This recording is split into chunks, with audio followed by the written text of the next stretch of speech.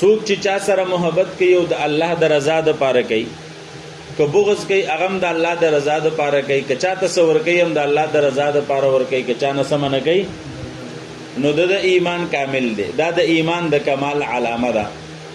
د الله د پاره محبت څنګه دی؟ نو د دې مطلب دا دی چې یو سړی چا کې دین وګوري، دینداری چې د الله بندگی کوي، د الله سره محبت کوي، د الله عبادت کوي، د الله سره تعلق دی، نو داغه سره دې څه کوي؟ مینه کوي.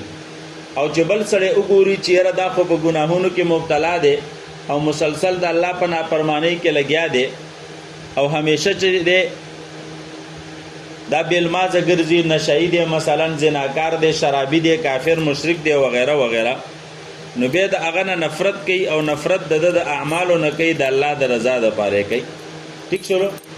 دې که چرته چاته څه ورکړه کوي، څه صدقه کوي، څه خیرات کوي، نو هغه هم د الله د رضا د پاره ور کوي. معنا دا ده چې کوم ځای کې دته الله حکم کړی چې دلته ورکړه، هلته څه کوي؟ لکه ور کوي.